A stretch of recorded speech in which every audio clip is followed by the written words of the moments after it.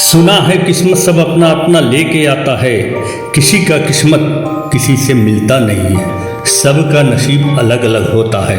चंचल और आंचल दोनों सगी बहन थी। आंचल बड़ी बहन थी और चंचल छोटी। जैसा दोनों का नाम था वैसे ही दोनों का गुण और व्यवहार था। आंचल बहुत ही शांत स्वभाव की थी और चंचल चंचलता से परिपूर्ण। पिताजी अक्सर बीमार रहते थे। घर की माली हालत उतना बेहतर नहीं था। बड़ी बहनें आंचल एक प्रखंड कार्यालय में ब्लॉक में नौकरी करती थी, उसी से घर का गुजारा चलता था। एक दिन पिताजी काफी बीमार पड़ गए। आंचल पैसे का इंतजाम करके पिताजी को लेके हैदराबाद चली गई। डॉक्टर साहब सारा टेस्ट को देखने के बाद ऑपरेशन का सलाह दिए। आंचल थोड़ा चिंतित हो गई। ऑपरेशन में खर्च लगभग 4-5 लाख होगा। आंचल के पास समय अब कम था। उनके इलाज के लिए जरूरी है दीदी घर को गिरवी रख दो। आंचल को चंचल की बातें कुछ कुछ समझ में आने लगी। दूसरा रास्ता भी तो नहीं था। दूसरे दिन सुबह आंचल और चंचल जमींदार के यहाँ गई। जमींदार कहने लगा, कितने पैसे की जरूरत है? आंचल बेहिजक कह दी, 5 लाख की। कोई जमानत बनेगा या तुम्हारे पास गिरवी रखने का कोई सामान है?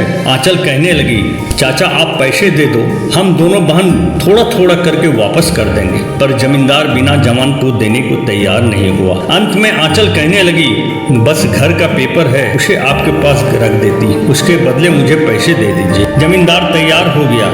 बेटा दुर्जन, इन लोग को 5 लाख रुपया दे दो। थोड़ी देर बाद जमींदार का बेटा रुपये की गड्डी अपने जमींदार पिता को हाथ में दिया। जमींदार का बेटा दुर्जन आंचल और चंचल को बुरे नियत से देखने लगा। उसकी बुरी नजर को दोनों बहनें अच्छी तरह समझ गई थी। सिर्फ नाम का ही दुर्जन नहीं था, स्वभाव का भी दुर्जन था। खैर दोनों बहन को अपने काम से मतलब था। अगले दिन आंचल सारी तैयारी करके हैदराबाद चली गई। हैदराबाद पहुंचकर आंचल नर्सिंग होम पहुंची। सारा रिपोर्ट काउंटर पर दिखाने के बाद पिताजी को वार्ड में एडमिट किया गया। जिस वार्ड में पिताजी एडमिट थे उसके बगल वाले बेड पर एक बूढ़ी औरत भी एडमिट थी।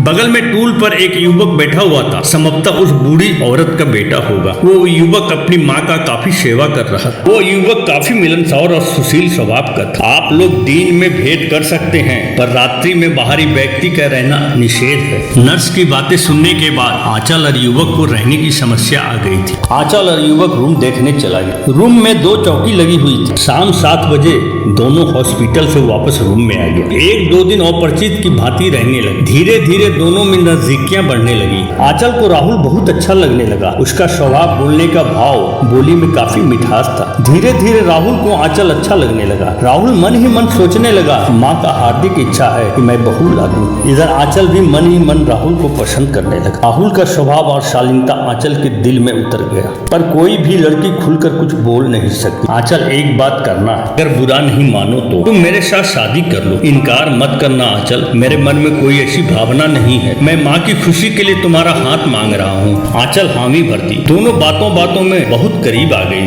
कब उठता हुआ तूफान शांत हो गया, कब दोनों एक हो गया, दोनों को कुछ समझ में नहीं आया। बस राहुल इतना ही कहने लगा, मुझे गलत मत समझना आंचल, मैं तुमसे वादा करता हूँ कभी जुदा नहीं होंगे आंचल। एक दिन तुम्हें पत्नी का दर्जा अवश्य देंगे। आंचल पिताजी को वापस लेकर अपने घर चले आए। राहुल और आंचल की बातचीत होते रहती थी। इधर चंचल सब बात समझ गई थी। दीदी का पसंद राहुल था। एक दिन राहुल का फोन आया, कंपनी मुझे दुबई भेज रहा है 3 महीने के लिए। तुम चिंता नहीं करना, 3 महीने बाद सीधा तुम्हारे पास वापस आएंगे। आंचल राहुल की बातें सुनकर उदास हो गई। 3-4 महीने बाद इधर आंचल को कुछ एहसास होने लगा। उसे बराबर पेट में कुछ हरकत सा महसूस होने लगा, पर ये सबसे वो बेखबर थी। उसे कुछ पेट में भारीपन लग रहा था। चंचल सब बात समझ गई। चंचल दीदी को कहने लगी, दीदी खुशखबरी है, मैं मौसी बन रही हूँ। आंचल डर गई। समाज को क्या जवाब देंगे, किस किस को क्या कहेंगे, बहुत चिंता करने लगी। फोन पर सारी बातें राहुल को बताई। दिलासा देते हुए कहा, तुम एक रत्ती भी चिंता मत करना, मेरे होने वाले बच्चे का ख्याल रखना। उसे मैं पिता का नाम दूंगा।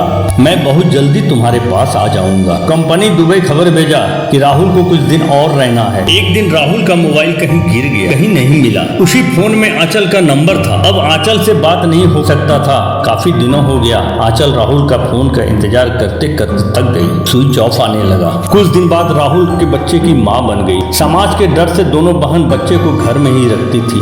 इधर जमींदार का बेटा दुर्जन रुपये का तगादा करने लगा। आंचल और चंचल को रोज परेशान करने लगा। दुर्जन कहने लगा, रुपये दो नहीं तो घर छोड़ दो, तुम मुझसे शादी कर लो, तुम्हारे सभी पैसे माफ कर देंगे। एक दिन दुर्जन अपने लोगों के साथ आंचल के घर पर धमक गया। आंचल को घर खाली करने को कहने लगा। हाथ पैर जोड़कर दोनों बहनें कुछ वक्त मांगी।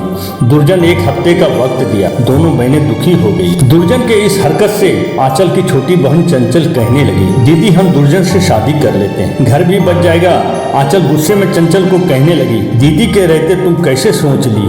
मैं दुर्जन से शादी कर लेती हूँ, तुम मेरे बच्चे का ख्याल रखना, शादी के कुछ दिन बाद सब ठीक हो जाएगा। अगर राहुल आ गया तो उसकी अमानत उसे वापस कर देना। 2 दिन बाद आंचल और दुर्जन की शादी तय हो गई। दुर्जन अपने घर पर काफी लोगों को बुलाया। शादी के मंडप पर दुर्जन और आंचल बैठी हुई थी। इधर दुर्जन के कान में उसके नौकर आकर कहने लगा, मालिक इस लड़की का एक बच्चा भी है। दुर्जन आंचल को कहने लगा, तुम बिन बिहाई माँ हो, ये बच्चे नाजायज है, ये कलंकित है। आंचल की छोटी बहन कहने लगी, नहीं दीदी पवित्र है। पर झूठ कहते हुए कहने लगी, ये बच्चा मेरा है। दुर्जन हंसते हुए सभी मेहमानों के सामने दोनों बहनों की जीभ भरकर बेइज्जती करने लगा।